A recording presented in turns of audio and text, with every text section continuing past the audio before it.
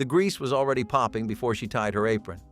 No recipe card, no cookbook, just a cast iron pan and whatever the pantry gave up that evening. She measured nothing, timed nothing, and never made the same dish twice.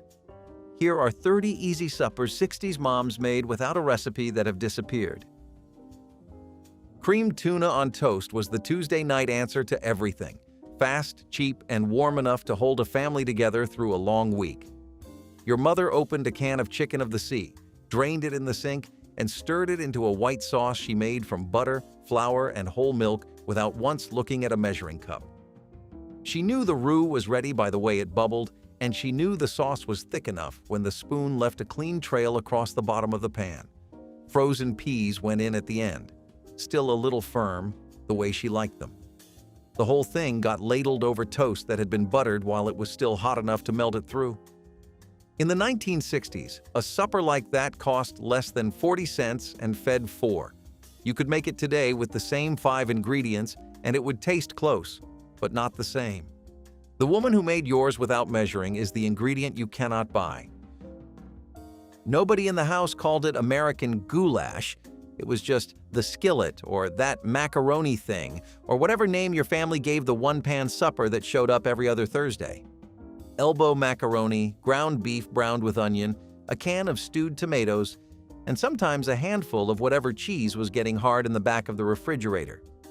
In New England, they called it American chop suey, though it had nothing to do with anything Chinese. In the Midwest, it was just goulash, though a real Hungarian cook would not have recognized a single thing about it. The secret was the stewed tomatoes.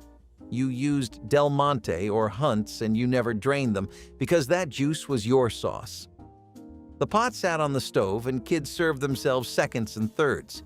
Nobody plated it, nobody garnished it, nobody called it a recipe. It was just what you ate on the nights nobody had time to think.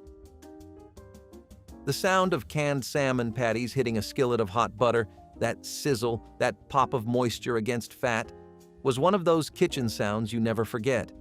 A steady, crackling hiss that meant supper was 10 minutes away.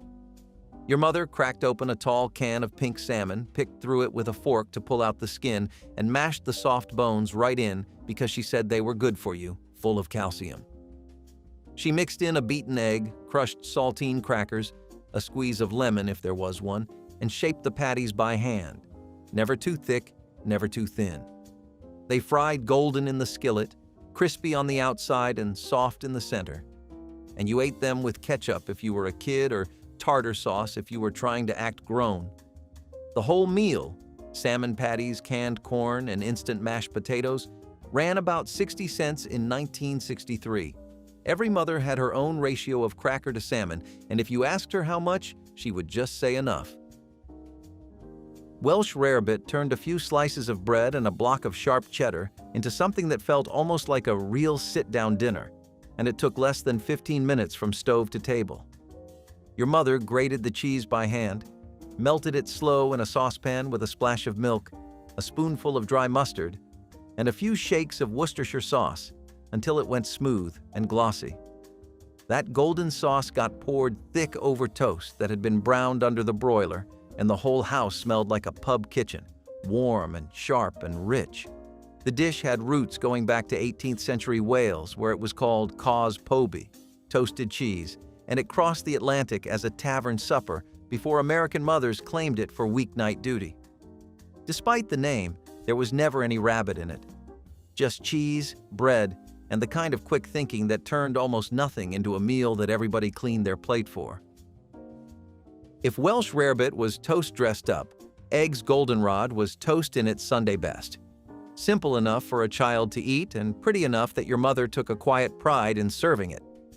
She hard-boiled the eggs, separated the whites from the yolks, chopped the whites into small pieces, and folded them into a white sauce she made in the same pan she used for everything. That creamy mixture went over buttered toast, and then, the part that gave the dish its name, she pressed the bright yellow yolks through a sieve so they fell like golden dust over the top. The dish was named for the goldenrod wildflower, and in certain Catholic households through the 1950s and 60s, it showed up nearly every Friday when meat was off the table. It cost almost nothing. It fed the whole family. And the woman who made yours probably learned it from her own mother, who learned it from hers, none of them ever writing it down because there was nothing to write. You just knew. She browned a pound of ground beef in the big skillet, spooned off most of the grease but not all of it, because that fat was the flavor, and then shook flour over the meat until the whole pan went thick and pasty.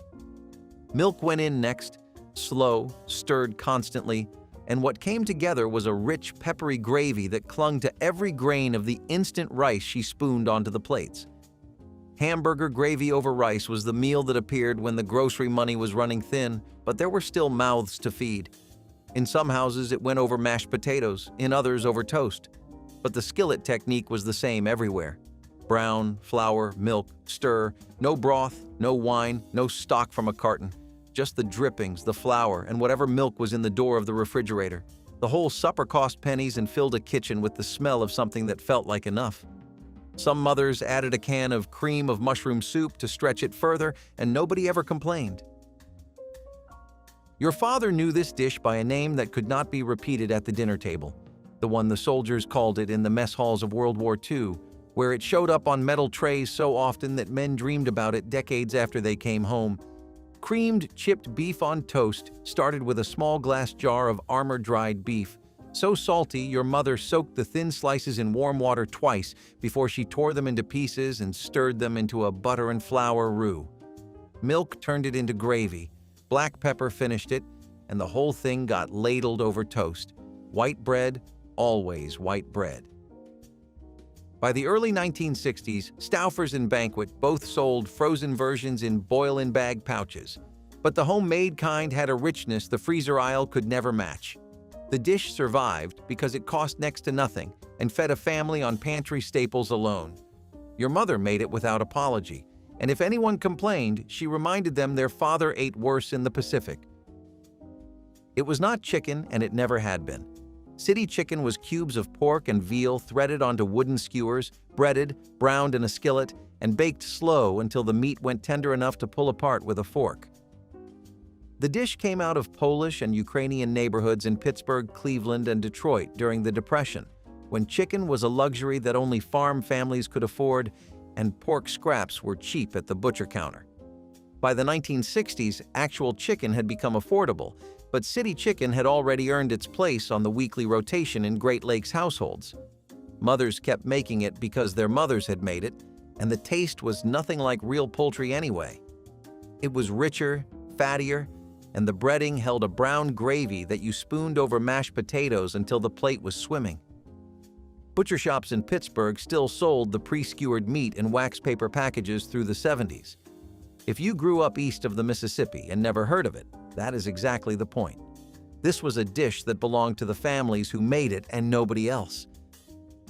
Nobody in your mother's kitchen had ever been to Spain, but Spanish rice showed up on the table at least twice a month anyway. A one-skillet supper that required nothing more than ground beef, a green pepper, an onion, a cup of rice, and a can of tomatoes. She browned the beef first, drained most of the fat, then added the chopped vegetables and let them soften before the rice and tomatoes went in. A lid, 20 minutes on low heat, and the rice absorbed everything until each grain was stained red and swollen with flavor. Betty Crocker published a version in her 1961 cookbook that called for a teaspoon of chili powder, which most mothers either ignored or doubled depending on how their husbands felt about heat. The dish had no real connection to Spanish cuisine. The name came from the tomatoes, which somebody decades earlier had decided made anything Spanish. You ate it with a glass of milk and a slice of buttered bread on the side, and you did not ask questions about the name. Scalloped corn was the dish that traveled to church suppers, to funeral dinners, to the neighbor's house when a new baby arrived. Your mother made it in a glass baking dish with 2 cans of cream-style corn, a sleeve of crushed saltine crackers, a couple of beaten eggs, a pour of milk, and enough butter to make the top go golden and crispy in the oven. Some women added diced onion, others stirred in a can of whole kernel corn for texture. In the Midwest, where the dish was strongest through the 1950s and 60s, every woman at the potluck brought her own version, and every version was slightly different, and nobody shared exactly how they made theirs. The recipe was never written down because it did not need to be. 2 cans, crackers, eggs, milk, butter, bake until set. It was the dish that showed up when somebody needed feeding, and the empty pan that came back was the only compliment anyone required. If scalloped corn was built for crowds, stuffed green peppers were built for the family table. Each one a small, self-contained meal packed tight and simmered until the pepper walls went soft enough to cut with a fork. Your mother hollowed out the peppers, mixed ground beef with cooked rice and a beaten egg, packed the filling in firm, and set them upright in a deep pot with canned stewed tomatoes poured around the base.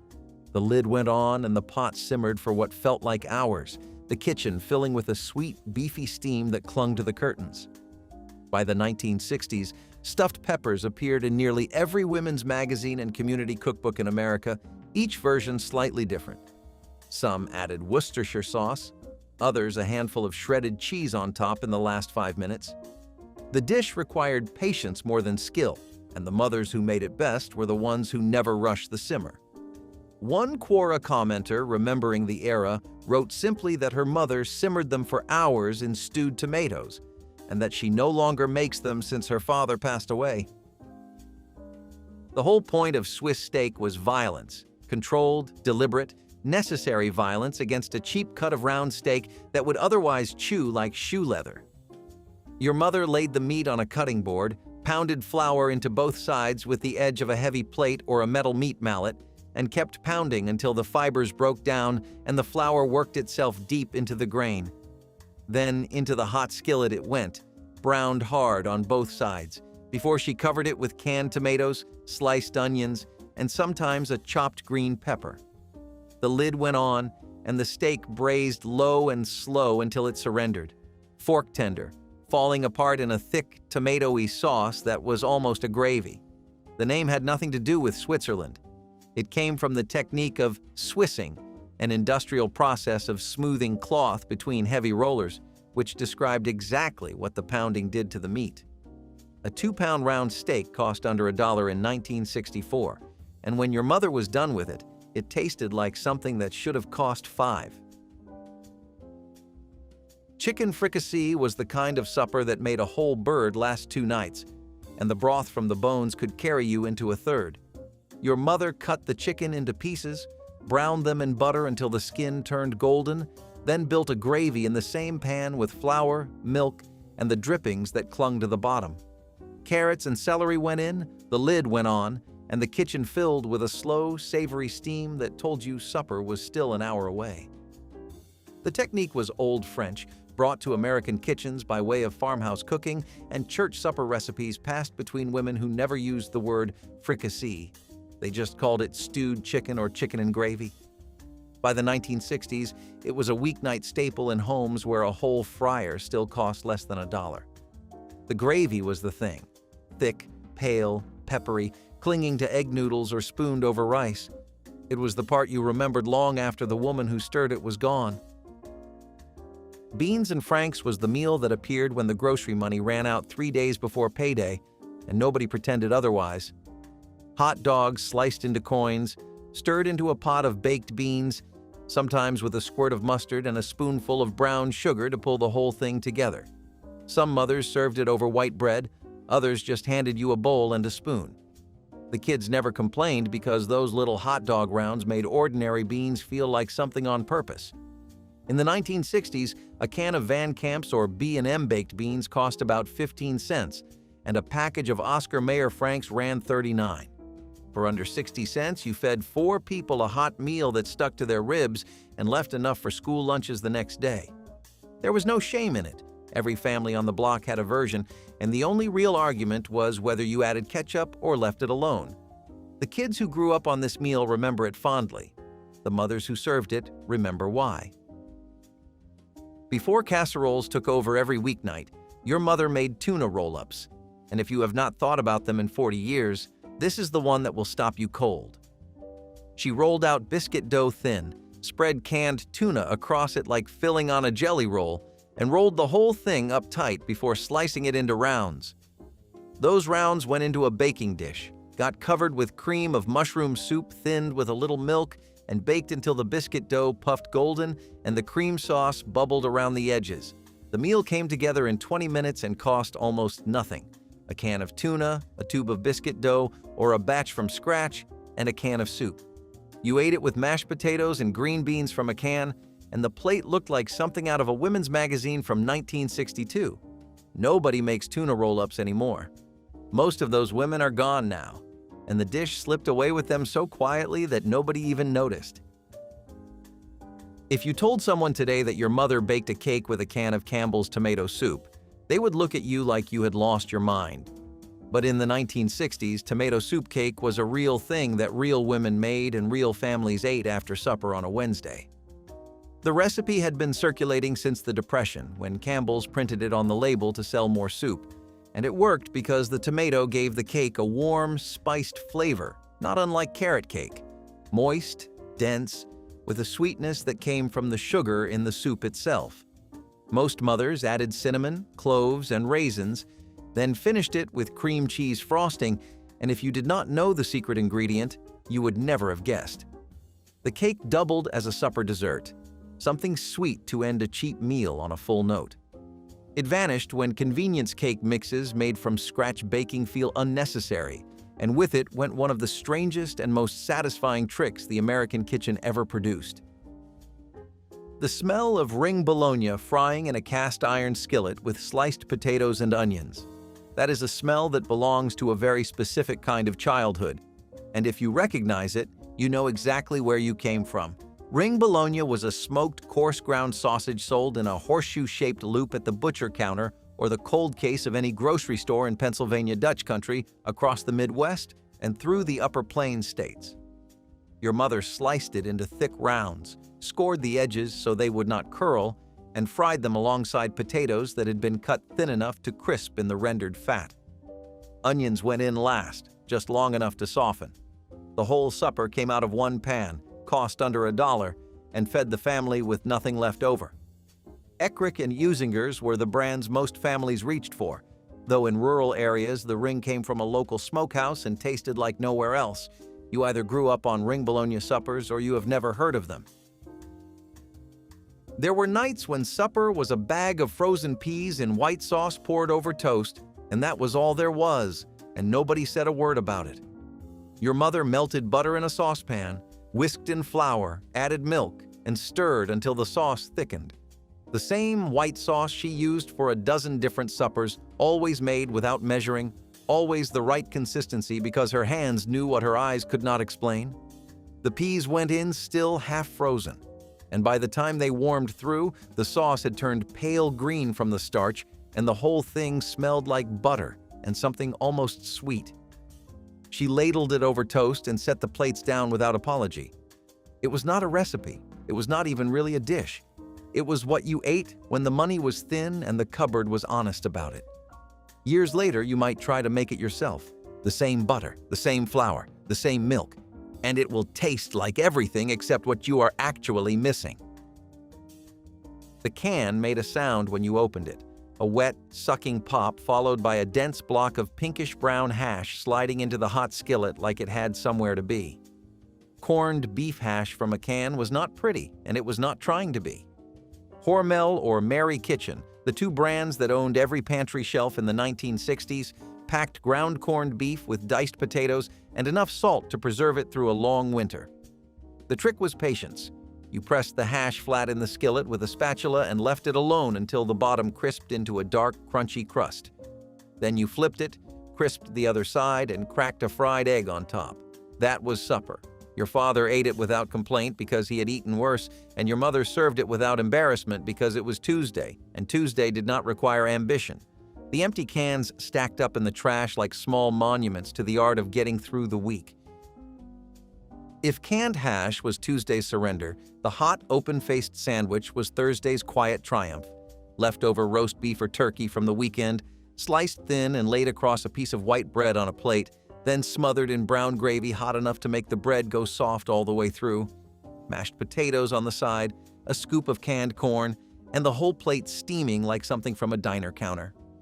In the 1950s and 60s, diners across the Midwest and the South served these as hot plates or hot shots, for under $1, the working man's lunch that somehow migrated to the family supper table. The gravy was the key. Your mother made it from drippings when she had them and from a packet of Lorry's or French's when she did not, and either way, it turned stale bread and leftover meat into something that felt deliberate. Nobody called it a recipe because it was not one, it was rescue, yesterday's roast becoming tonight's meal. In Polish kitchens, they were golubki. In Slovak homes, halupki. In the rest of America, they were just cabbage rolls, and the women who made them spent half the afternoon doing it. You softened the cabbage leaves in boiling water, mixed ground beef with cooked rice and a beaten egg, spooned the filling onto each leaf, tucked the sides in, rolled them tight, and laid them seam down in a heavy pot. Canned tomato sauce went over the top, sometimes with a spoonful of brown sugar to cut the acid, and the lid went on for a long, slow simmer that filled every room with a sweet, meaty steam.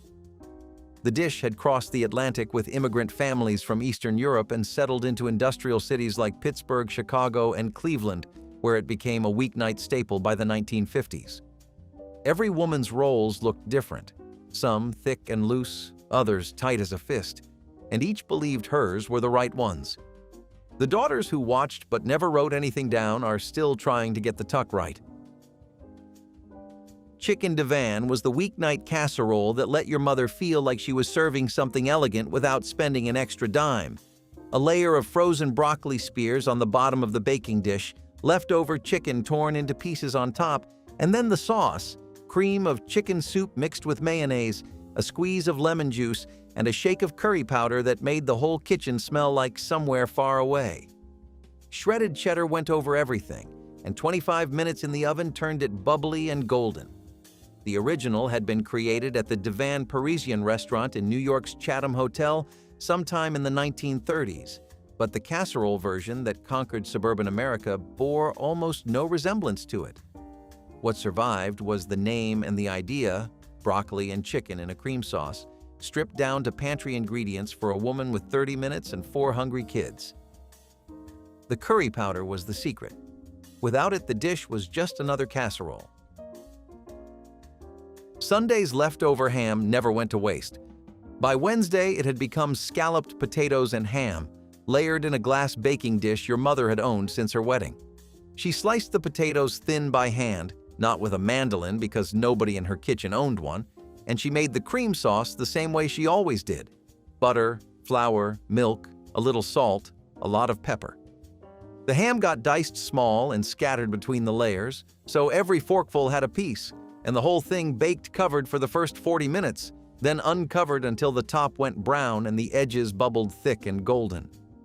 The smell that came out of that oven was the smell of the whole week turning a corner, from the big Sunday roast down to the last careful stretch of what it left behind. She never measured the layers, never counted the potatoes. She just knew how deep the dish was and how many mouths were waiting.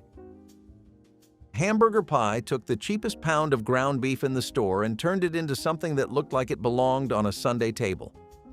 Your mother browned the meat with onion, seasoned it with salt and pepper, and sometimes a can of cream of mushroom soup, spread it in the bottom of a casserole dish, and covered it with mashed potatoes she had whipped smooth with butter and milk. A fork dragged across the top made ridges that turned golden under the broiler, and when she pulled it out, the peaks were crisp and the valleys were still soft, and the whole thing steamed when you cut into it. The English called it shepherd's pie or cottage pie, depending on the meat, but in American kitchens of the 1960s, it was just hamburger pie. No pretense, no history lesson, just a hot meal that cost under 70 cents and made kids ask for seconds. The trick was the ratio. Too much potato and the meat disappeared, too little and the top cracked and dried. Every time it came out golden and right, and she never once thought about why. If hamburger pie was a weeknight rescue, chili and rice was a weeknight ritual, and the families who ate it served it a way that has almost completely vanished. Not in a bowl, on a plate, a mound of white rice in the center, a ladle of thick chili poured over the top, and the whole thing eaten with a fork, not a spoon. Your mother's chili had no recipe and no fixed ingredients: ground beef, canned tomatoes, kidney beans, chili powder, and whatever else she decided belonged in it that week. Some families swore the beans were essential. Others considered beans a betrayal. The argument was never settled and never needed to be, because every pot was different and every pot was eaten. Through the 1960s, chili over rice was a weeknight staple in homes across the South and the Midwest, cheap enough to stretch for days and sturdy enough to reheat without falling apart. The pot sat on the back burner and the family came to it when they were ready, and that was the whole system. In Catholic households, Friday nights meant no meat, and for millions of mothers in the 1950s and 60s, that meant creamed eggs on toast.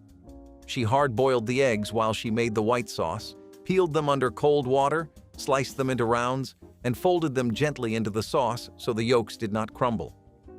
The whole thing went over buttered toast, and that was supper. Plain, warm, filling, and cheap enough to feed a family of 6 for the price of a dozen eggs and a quart of milk. Some mothers added a can of peas. Others shook paprika over the top for color.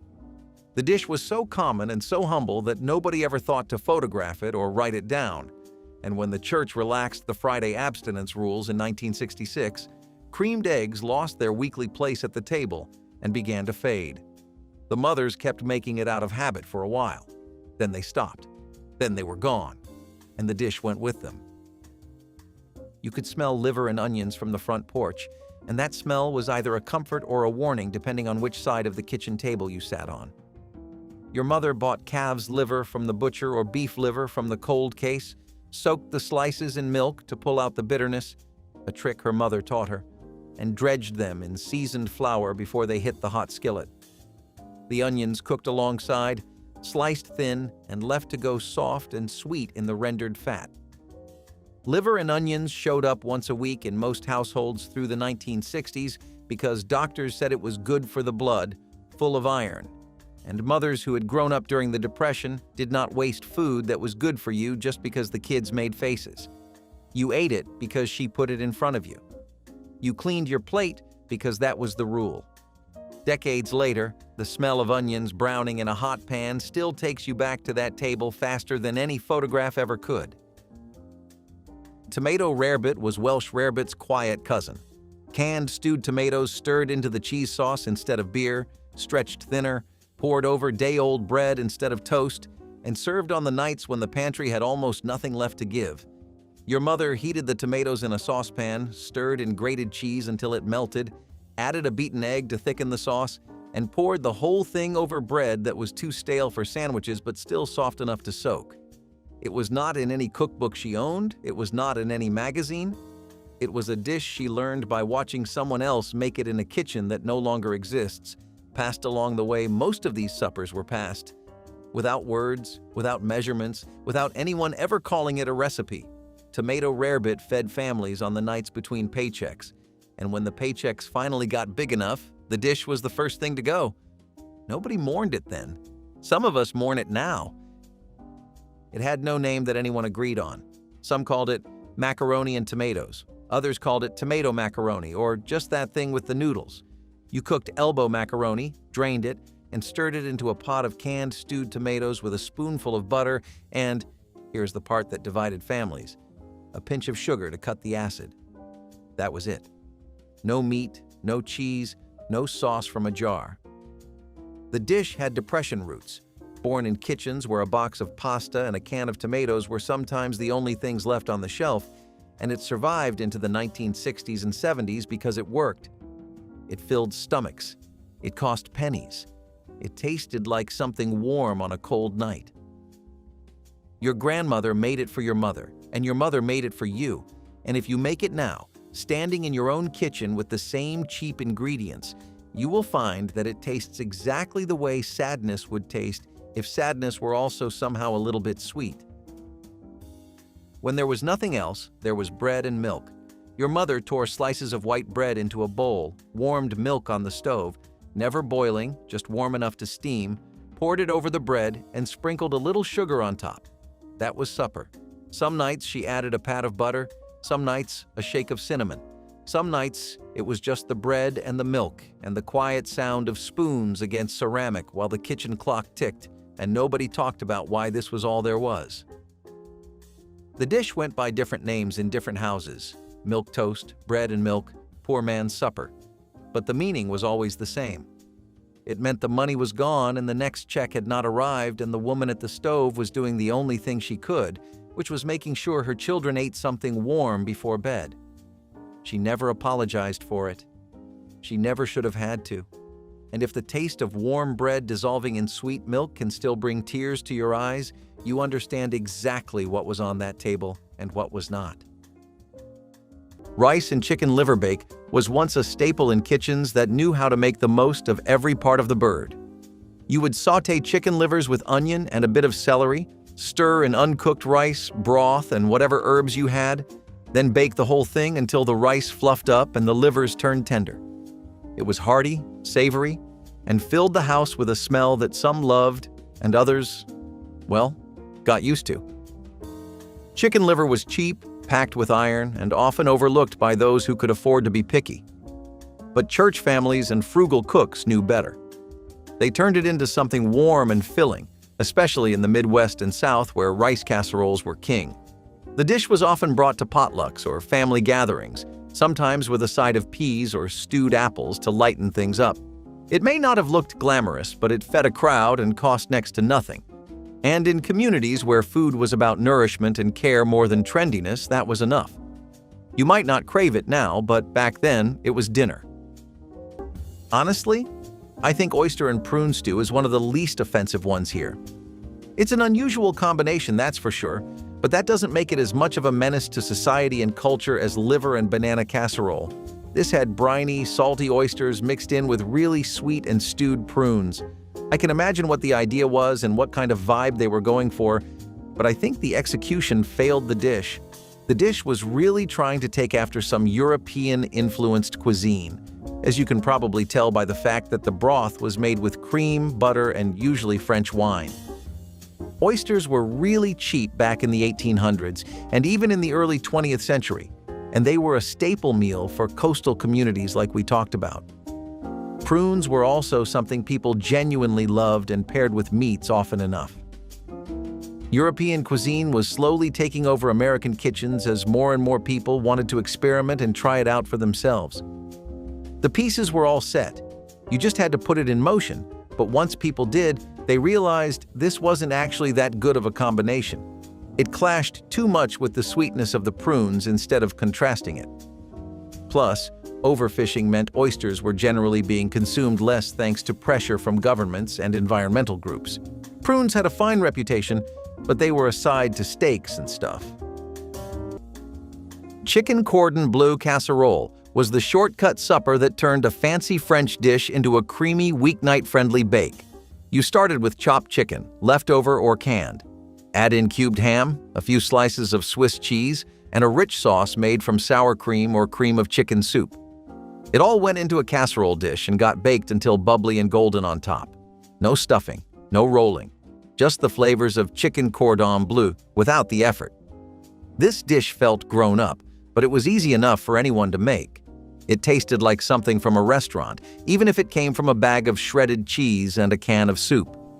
It was a go-to for potlucks, holiday leftovers, or a random Tuesday night when you wanted something cozy but a little bit elevated. If your mother ever made it, you remember how the ham melted into the sauce and how the Swiss gave it that sharp edge that kept you coming back. Bacon-topped tomato pie was one of those strange little miracles that somehow felt fancy and frugal all at once. At its core, it was sliced tomatoes, sometimes fresh from the garden, sometimes canned, layered into a pie crust with mayonnaise, shredded cheese, and a touch of onion. On top went a lattice or crumble of bacon, the kind you saved and froze in wax paper until you had enough. Then it baked until everything melted together in a warm, bubbling mess that smelled like Sunday supper. This dish was especially beloved in Southern church cookbooks, where tomatoes were plentiful and bacon was considered a sacred ingredient. Women's auxiliaries made it for luncheons, potlucks, and summer picnics when it was too hot to cook anything heavier. It walked the line between a side dish and a main course, good enough to carry a meal if needed. Sometimes it had biscuit crusts, sometimes store-bought dough, but it always had that creamy, salty sweet thing going for it. It might not have looked elegant on the plate, but people went back for seconds. That was usually all the proof a church lady needed to call it a hit. If you boiled cabbage in milk, you either were pretty bad at judging what a dish would end up tasting like, or you just had a fondness for experimenting. Cabbage and milk stew was this incredibly simple dish that you would make with butter, salt, and a bit of flour for thickening, but it was just that. Simple. Delicious? Good? Palatable? None of those things. The entire idea of this was that it was cheap, healthy, and took no effort or ingredients to make, which meant that it was something that was most popular in rough times. We talk a lot about the resilience of American people through the Depression, but we don't talk enough about how glad they were to leave meals like this behind once their situations improved. Nobody liked the thought of cabbage and milk stew after a long, hard day working and laboring or taking care of the kids and managing the house.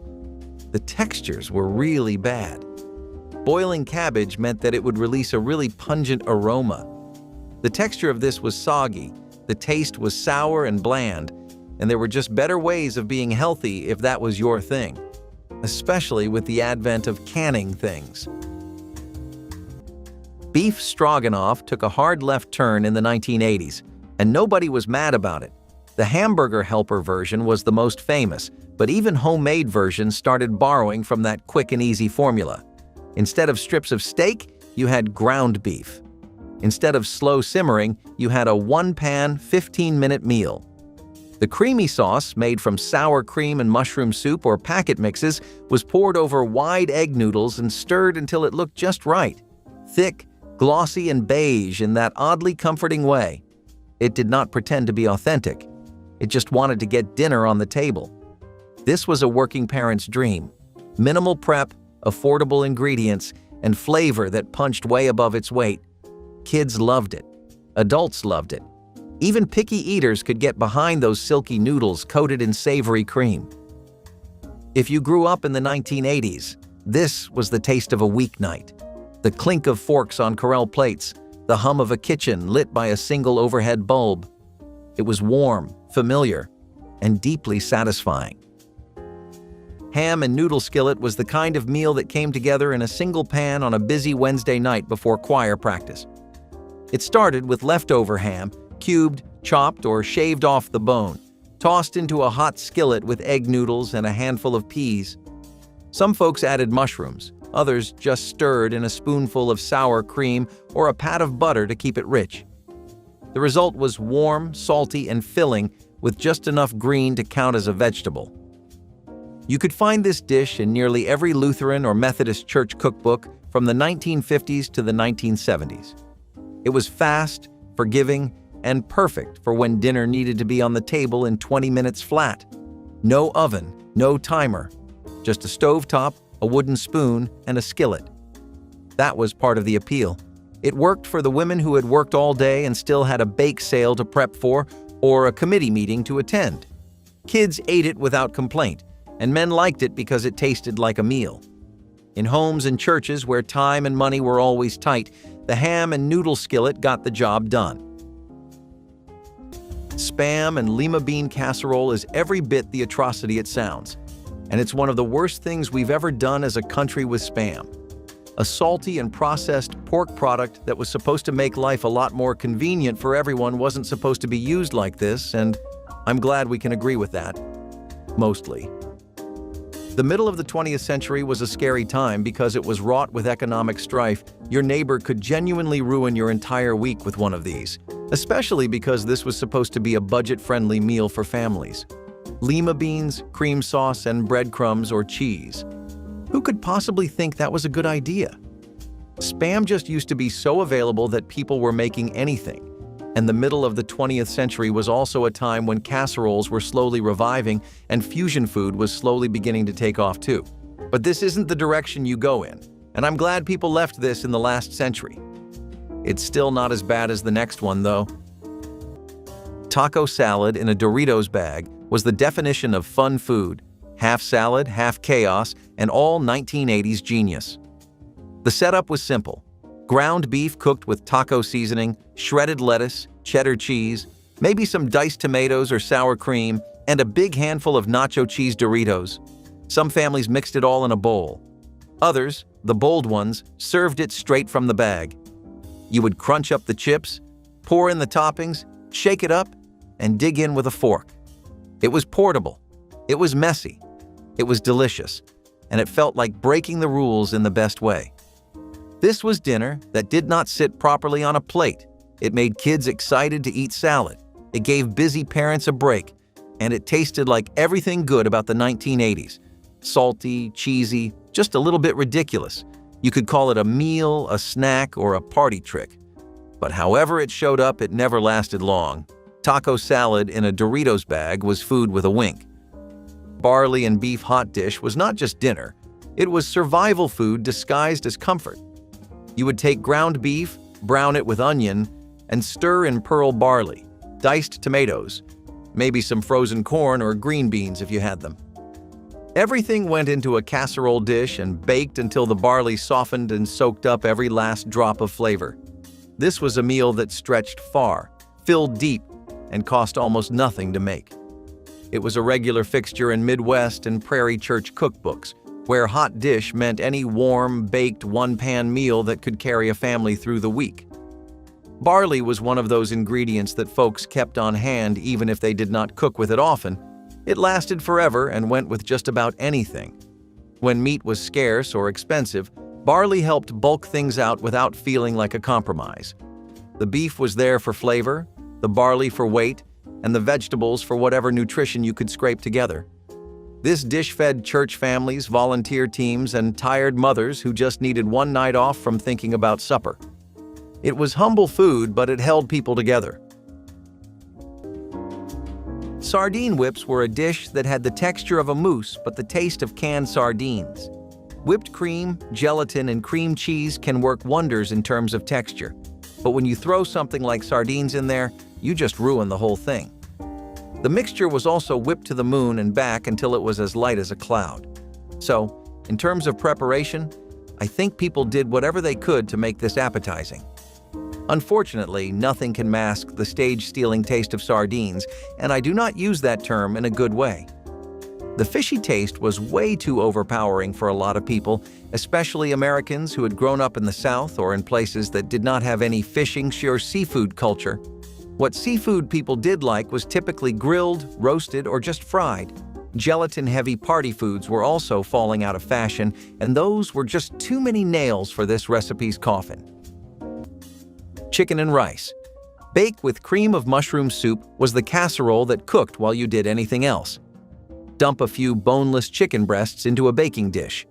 Add white rice, a can of cream of mushroom soup, and some water or broth. Stir, cover, bake. That was it.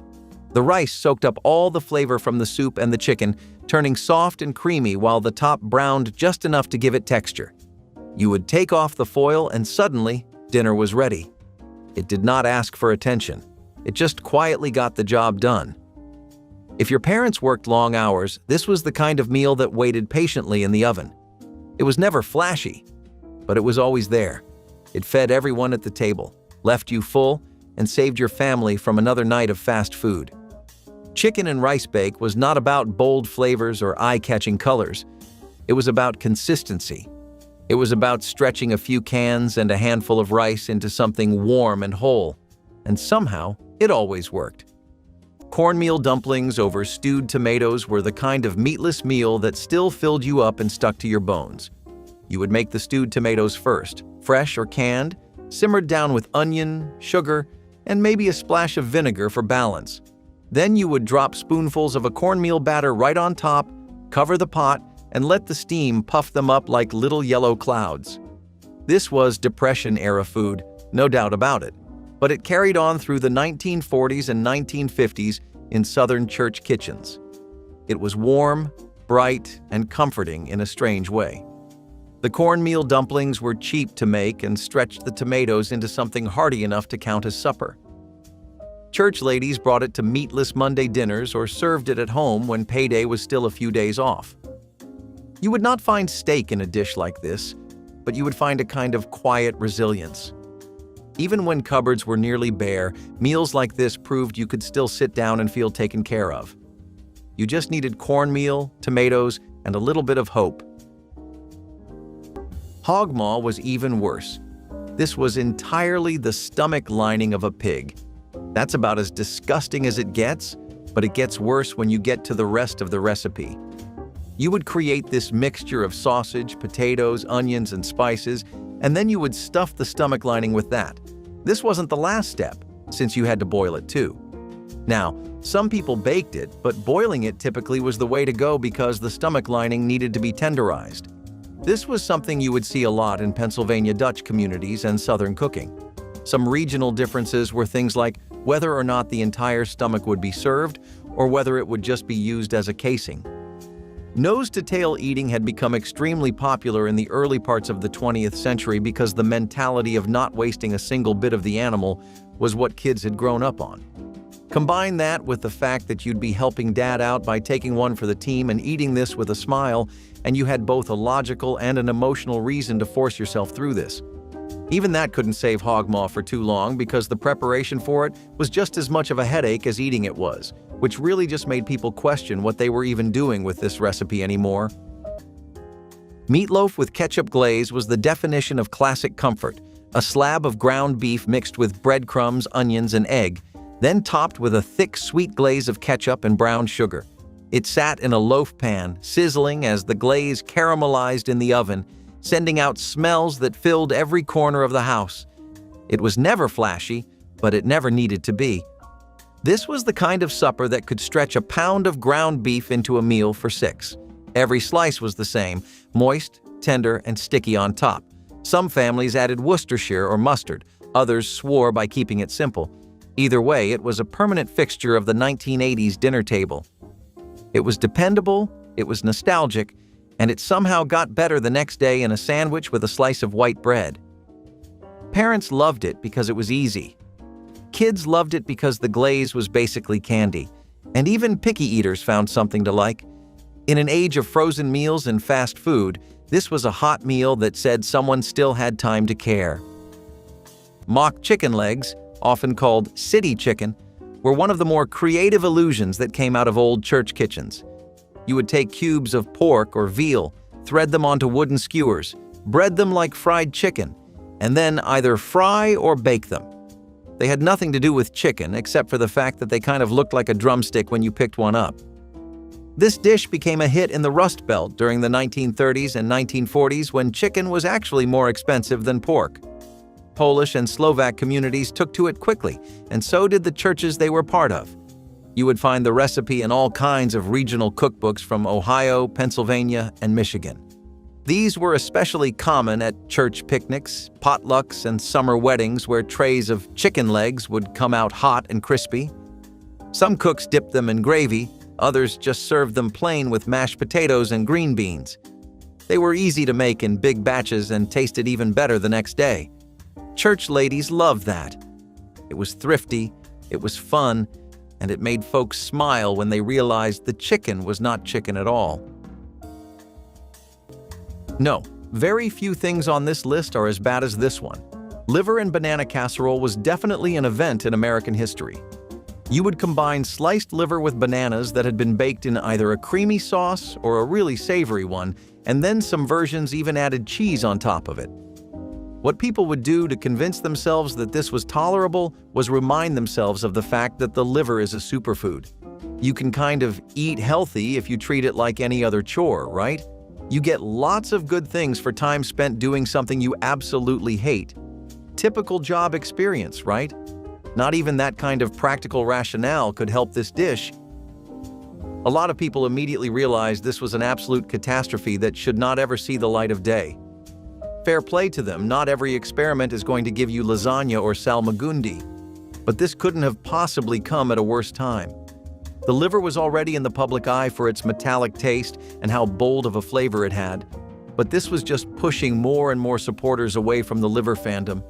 Then again, if that's the price we had to pay to make sure this thing stays dead, then so be it.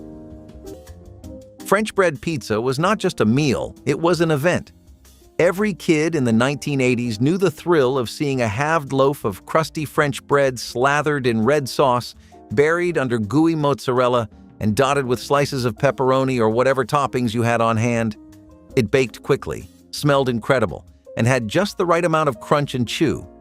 It felt fancier than frozen pizza, more fun than takeout, and more customizable than anything else in the freezer. The sauce came from a jar, the cheese came from a bag, and the bread came from the bakery rack at the supermarket. But when it all came together, it felt like magic. Parents loved it because it was cheap and fast.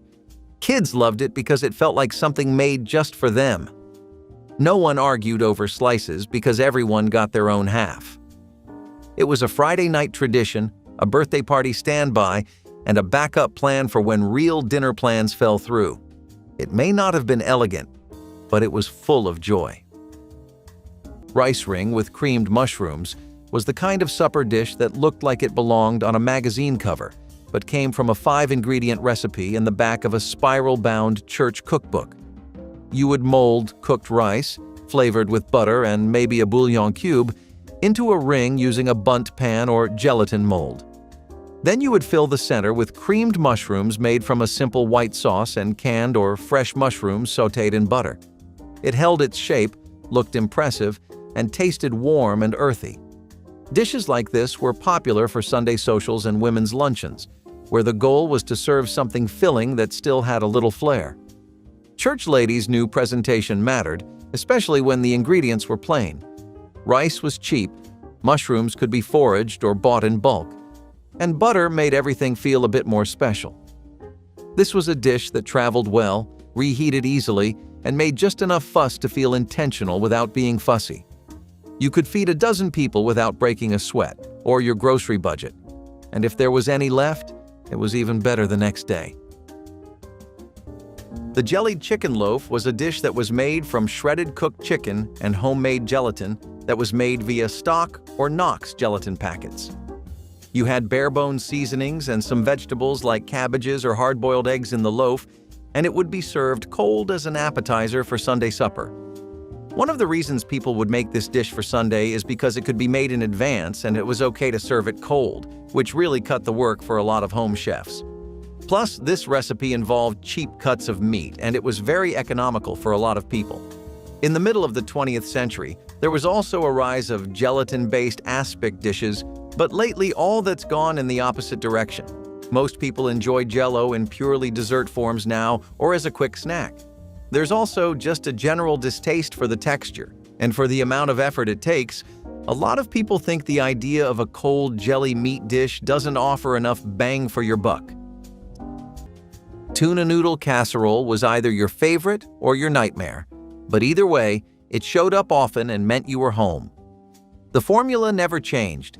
Egg noodles, canned tuna, frozen peas, and cream of mushroom soup all stirred together and baked until hot and thick. The finishing move? A crunchy crown of crushed potato chips, sometimes cornflakes, always something salty and golden. It came in a square dish that seemed bottomless. You would scoop out a portion and find yourself going back for more because it was weirdly addictive. Cheap, filling, and shelf-stable, it became the undisputed champion of weeknight meals for families trying to stretch $1. Some versions added chopped celery or onion. Others stayed true to the original, built on cans and carbs. It was a casserole that smelled like your grandmother's house. It could feed a family of 6 on pennies. And it tasted like a relic of a time when everything came from the pantry and nobody cared if the tuna was fancy. Cheesy spinach squares were what you made when you wanted to sneak something green into a potluck plate without getting too many complaints. You would mix chopped spinach, frozen or fresh, with eggs, shredded cheddar cheese, and a little flour and baking powder to bind it all together. Then it was poured into a baking dish, cooked until firm, and sliced into neat little squares.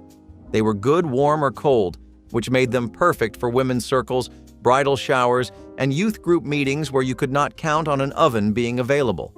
The flavor was mild but rich, and the texture fell somewhere between a quiche and a savory brownie. These squares were especially loved by the women who brought them because they were just so easy. No crust, no fuss, just a big mixing bowl and a square pan. They showed up in dozens of church cookbooks from the 1960s and 1970s, often with hand-scribbled notes in the margin like "add nutmeg" or "great with hot sauce." You might not think of spinach as a crowd pleaser, but when it came baked with cheese and egg into a tidy little square, it sure had a way of disappearing fast. Stuffed beef heart actually is as weird as it sounds. An entire beef heart had to be cleaned and stuffed before the dish was a meal, and while this might sound like some rich person's hobby, just collecting beef hearts to cook, it was actually a frugal meal. The heart was a very tough organ. It was covered by hard muscle and tissue that just made it very undesirable for customers and butchers alike. Most shops would discard it or sell it at a fraction of the price they were selling other things. Hence why a lot of people took to this, not out of a craving for beef heart, but just so they could stretch their paycheck a little longer. Again, nose-to-tail eating did decline, but even then, this is just as extreme as a calf's head. Why do we have to eat either the head or the heart? You tell me. Either way, I'm glad that this is out of style because I genuinely cannot imagine what I would do if I visited someone's palace and they served me a heart stuffed with cabbage, lettuce, and onions. Like, that's scary. Chicken tavern was the queen of creamy casseroles, a dish that somehow made broccoli feel like a luxury. Families would pile cooked chicken and steamed broccoli into a baking dish, then drown it in a sauce made from cream of chicken soup, a splash of sherry, and a heaping handful of shredded cheddar. It was finished with golden breadcrumbs and baked until bubbling. The name made it sound fancy, but it was pure 1980s comfort food, easy, affordable, and surprisingly rich. It could be made ahead of time, frozen, or doubled for potlucks. If your mother was trying to impress dinner guests without working too hard, this was what she made. Kids might have rolled their eyes at the broccoli, but by the second bite, nobody was complaining. The creaminess covered everything. Even if you hated vegetables, you liked this. It was the dish that made your mother feel like she was serving fine dining even when it came out of a can. Beef and cabbage casserole was a dish you could smell down the church basement stairs long before you saw it. It started with ground beef browned in a skillet, sometimes with onion or a bit of garlic salt. Then came chopped cabbage, tomato soup, and maybe a sprinkle of rice or elbow macaroni to stretch it. All of it went into a casserole dish and baked until the top browned and the edges bubbled up. It was not fancy, but it stuck with you. In colder regions, especially during late fall suppers and Lenten fundraisers, this casserole was a dependable standby. It filled bellies fast and had that tangy sweet tomato flavor people kept coming back for. Some church ladies added Worcestershire sauce or topped it with crushed crackers. Others swore by using V8 juice instead of soup. But no matter the variation, the soul of the dish stayed the same. Cheap beef, fresh or old cabbage, and whatever starch would hold it all together. You could cook it in the morning, reheat it in the evening, and feel good about not spending much. It made its way into church cookbooks because it was a humble classic, the kind of meal that fed people well and asked for very little in return. Again, we have an aspic dish, and by this point, you might be able to piece together that people really went overboard with them. By that I mean too much experimentation is also a bad thing. Beef tongue in aspic is one of the biggest examples of that. It was a really classic European-style dish, and it had boiled beef tongue, which was still something people were a lot more open towards given the times. The issue started when people began to encase it in aspic, and the gelatin was also made from bone broth. It would be flavored with vinegar or wine and herbs, and the dish would typically be served cold. Now, I just want you to imagine that for a second. You're eating beef tongue, which is hard, chewy, and just foreign to you texture-wise, boiled, cold, and encased in jelly with distracting herbs thrown in. Can you actually believe this used to be something people had at formal dinners? I mean, I get throwing meat in a spick because it lasted longer and refrigerators weren't a thing, but this has to be some kind of food sadism. Quiche Lorraine somehow found its way from French cafes to American kitchens and never looked back. Made with eggs, cream, bacon, and Swiss cheese baked into a pie crust, it was the closest most families got to elegance on a weekday. It showed up at brunches, baby showers, and dinner tables alike. Equal parts savory pie and silky casserole. The bacon brought salt, the cheese brought richness, and the cream made it smooth enough to spoon. This was a dish that made leftovers feel fancy. Leftover crust? Use it. Bits of bacon? Toss them in. Quiche Lorraine was forgiving and flexible, but it always looked like you tried. That was the secret. It felt refined without being complicated. Your mother could make it while balancing a phone call and homework help. It slid onto the table golden and steaming, and everyone got a slice. No fuss. Just quiet satisfaction. In the 1980s, it became shorthand for sophistication on a budget. It may have started in Paris, but by then, it lived in Pyrex. Creamed dried beef over rice was a salt-forward spin on a military classic that church cookbooks welcomed with open arms.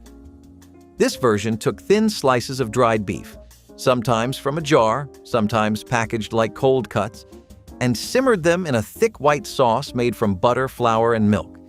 Instead of spooning it over toast, you would ladle it onto hot cooked rice, letting the sauce sink into every grain. It was richer, more filling, and gave the illusion of a meal even when the fridge was close to empty. The recipe came from war rationing and military mess halls but got dressed up for church kitchens and family tables. It was quick, pantry-friendly, and made a little beef go a long way. You could stretch it even more with peas or chopped hard-boiled eggs stirred in, which many housewives did when feeding more than 2 or 3 mouths. It was the kind of meal that said, "We are making do, and we are doing it well." It is mostly forgotten now, but ask anyone who grew up on it, and they will tell you, it really did hit the spot. Those kitchens went quiet one by one. If the taste still lives somewhere in you, share this with someone who remembers.